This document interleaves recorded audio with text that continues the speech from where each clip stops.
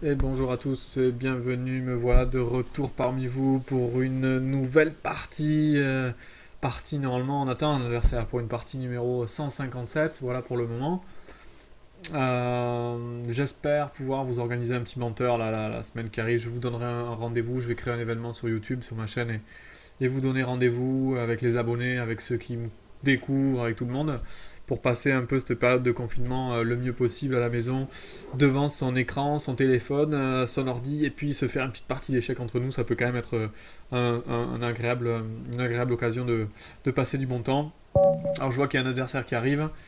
Et on va démarrer avec un adversaire que je connais pas, Lloyd, du coup. Et on va peut-être lui filer le lien de ma chaîne. J'aime bien faire ça.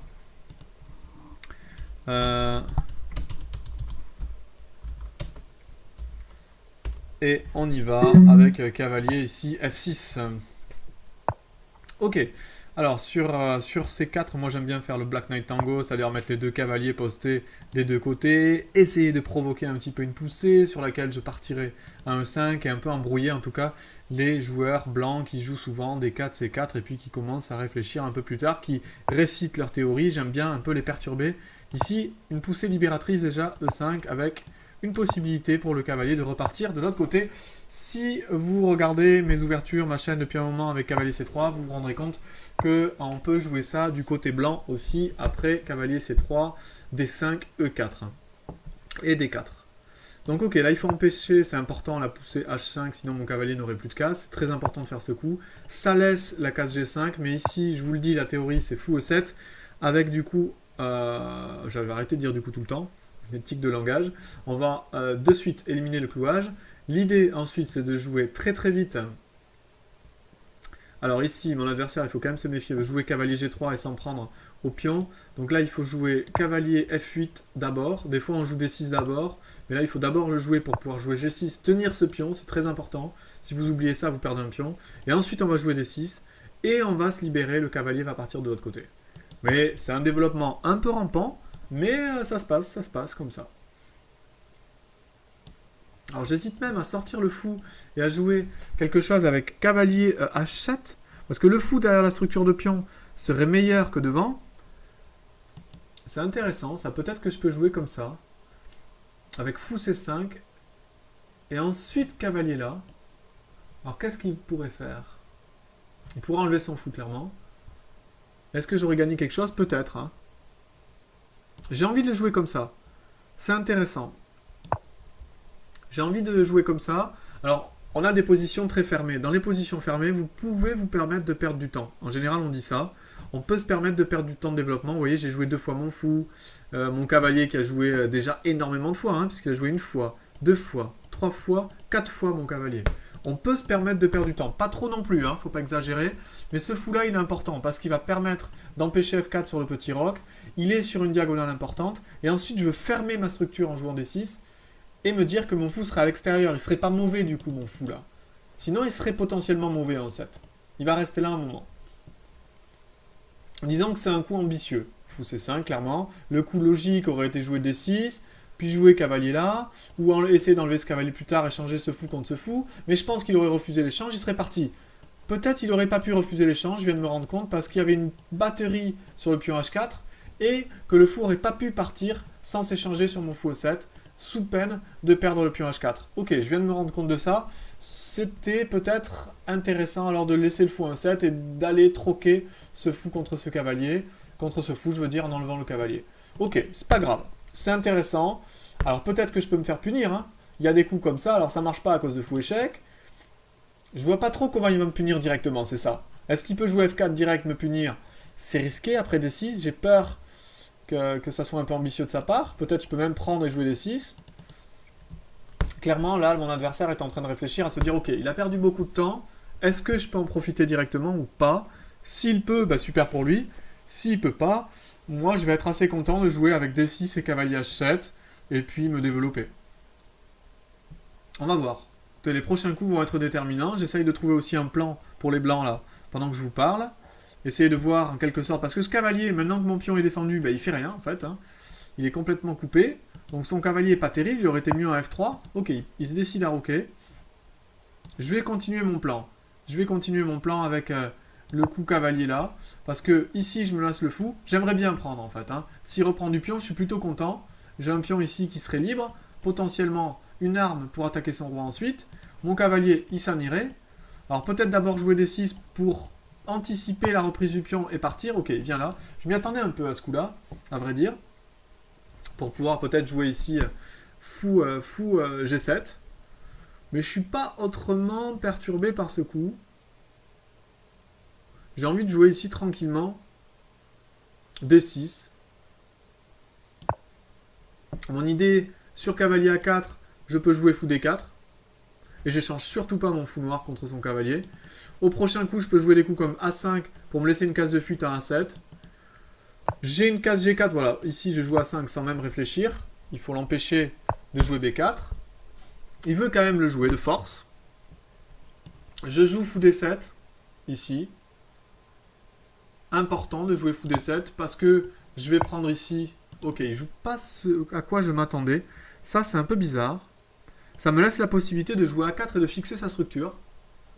Je suis pas convaincu à 100% de son coup, là.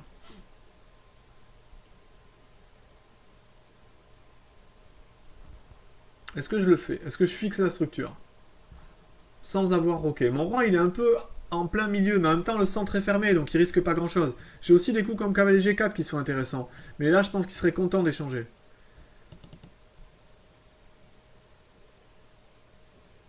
Il y aurait des coups comme cavalier G8, mais malheureusement, il y a fou G7 qui m'enferme la tour. Bon, j'ai envie de continuer mon plan, de fixer la structure. Ici, je joue à 4. J'empêche le contre-jeu blanc. Ok, il veut jouer avec F4. Donc là, il dévoile clairement ses ambitions.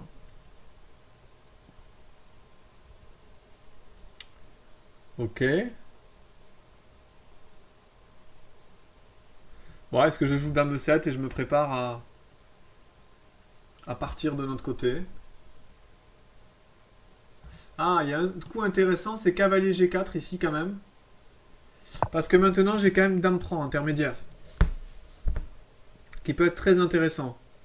J'ai Dame prend H4 ici sur échec. Donc alors, est-ce que sur fou prend ça marche direct? Ça serait super intéressant que j'ai ça. Il pourrait revenir fou H3 et j'ai quand même fou prend. Et sur pion prend, dame prend échec, roi là, il y a dame prend cavalier parce qu'il est cloué. Donc, vous voyez ce genre de petite variante qui marche par exemple ici. Très intéressante. Donc fou prend cavalier ne marche pas. Alors le problème pour lui, c'est de défendre ici ce pion. La seule solution, c'est de revenir avec son fou. Mais il est très mécontent de ça. Parce que je vais faire cavalier prend. Il va faire dame prend. Je vais faire dame prend. Pion prend. Et puis ensuite, je me mange le pion tranquillement. Ici, en F2, avec une position normalement gagnante. Donc je suis plutôt content de cette transition. Très bon coup, cavalier G4 dans cette position. On voit une erreur ici de mon adversaire avec roi G1. En même temps, mon adversaire qui avait envie de jouer F4, mais je vous l'avais dit, hein, ce fou qui perturbe depuis tout à l'heure, c'était ambitieux ce coup fou C5, mais finalement, ça s'est bien passé. Il n'a pas trouvé peut-être la bonne suite de coups. Je pense que mon coup était un petit peu ambitieux. Il y avait peut-être quelque chose, je ne l'ai pas trouvé ce quelque chose non plus en cherchant. Mais maintenant, je suis plutôt content du retournement de la situation en ma faveur. Le coup cavalier G4 qui est vraiment très fort. Une partie qui se passe très bien. On va attendre de voir ce que fait mon adversaire, mais je vois pas de bon coup pour lui. En attendant, peut-être qu'il joue, je peux vous commenter le tournoi des candidats qui s'est enfin arrêté. On se demandait quand est-ce qu'il allait être arrêté avec l'épidémie de coronavirus. Enfin, la bonne nouvelle, c'est que ça a plutôt souri à Maxime Vachier-Lagrave, la méforme des deux principaux favoris, voire des trois, parce que Grichuk, je le voyais bien. Il y avait surtout Caruana et Ding Liren. Ils se sont malheureusement pas très bien débrouillés. Ding Liren, le chinois, il était pris avec cette épidémie, il n'a pas pu bien se préparer. Caruana, il était un peu emprisonné sur le sol russe en sachant que les États-Unis et la Russie avaient fermé les frontières. Donc je vous dis pas le climat dans lequel ça oblige à jouer.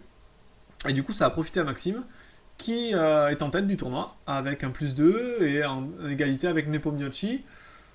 Bon, Nepomniachtchi qui est un joueur un peu très fort, mais qui est un peu des fois qui a des hauts et des bas, et il est capable de faire un très bon début, puis de s'écrouler complètement. Moi, je suis plus confiant sur Maxime, même si Maxime, on a vu dans les gros événements, dans les gros tournois, des fois la pression le revient à la fin, et il finit par craquer sur la fin. J'espère que cette fois, ça va être la bonne, et qui va tenir, parce que le tournoi est reporté. La suite du tournoi avec les points hein, qui sont attribués aux joueurs qui vont rester, il reste la moitié du tournoi, et donc on va essayer, il a un +1 sur les autres concurrents, on va se dire, on va essayer de croire qu'il peut, ça serait énorme, hein, se qualifier comme ça, et puis finir, c'est vraiment beaucoup de réussite. Ok, alors je suis en train de réfléchir juste à ce que je fais. Donc fou prend est une variante, après fou prend, j'ai quand même pion prend échec, et ça fait mat, donc c'est très intéressant, parce qu'il ne peut pas faire fou prend cavalier intermédiaire, donc c'est vraiment un coup intéressant, surtout que ce fou prend me dit encore une chose de très intéressante, c'est que ce cavalier-là est attaqué et n'a pas les moyens de s'en sortir. C'est ça qui me plaît dans ce coup.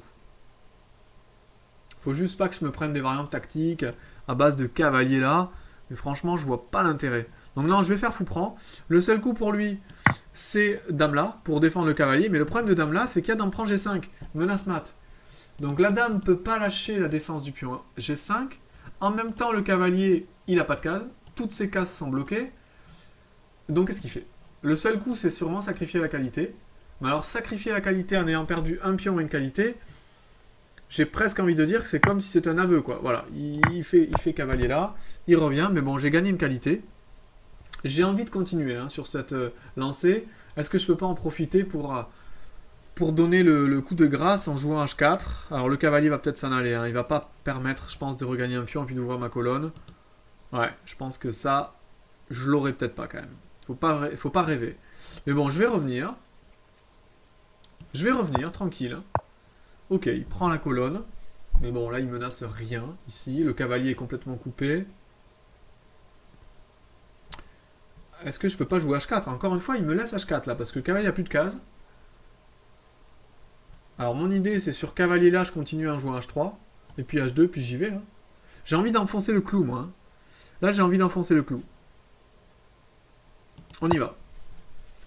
Non, là, il faut se servir de mes pièces. Ok, il joue ça. Ça, c'était un peu prévu. J'ai envie d'enfoncer le clou ici. On y va. Ok. Donc là, c'est intéressant parce que toutes les cases du roi sont prises maintenant. Alors, sur H2 échec, il va venir ici. Et ça m'intéresse aussi qu'il vienne ici. Parce qu'il peut y avoir ensuite des découvertes et des fous H3. J'ai pas envie de le laisser revenir à H1. Je vais continuer de pousser. Voilà. Et là, je vais peut-être enfoncer le clou en jouant tour H5 pour aller prendre le pion. Je vois pas d'autre chose là. Ça m'intéresse ça. Ouais, je vais jouer tour H5 ici. Je vois pas grand chose d'autre. Dame 7 et grand roc pour activer la dernière tour. Ouais, mais c'est long, quoi. Je pourrais hein, jouer Dame 7, grand roc, activer ma dernière tour, mais j'ai l'impression que ça met beaucoup de temps. J'ai l'impression que je peux aller plus vite en jouant tour H5 en attaquant direct le roi avec les forces en présence. Allez, j'essaye. Tour H5, je pense que c'est fort. Je m'attends à cavalier là. Mais cavalier là, il y a peut-être cavalier prend. Et sur fou prend, il y a peut-être dame échec. Et ça va, ça tient. Parce que sinon... Parce que sur cavalier prend, s'il reprend, en fait, je fais dame. Donc il peut pas jouer cavalier F2, sinon. Mais j'ai l'impression que sur fou prend 5, ça marche, du coup. Je fais dame, je reprends la qualité, je reprends le fou à la fin. Et je crois que je vais gagner un truc. Bon, il abandonne ici. Il abandonne, la position était désespérée. Et je voyais pas trop ce qu'il pouvait faire. Il avait toutes ses pièces bloquées. Peut-être il pouvait essayer cavalier là. Pour venir cavalier F2 en défense. Mais ça me paraît bien dur de tenir cette position.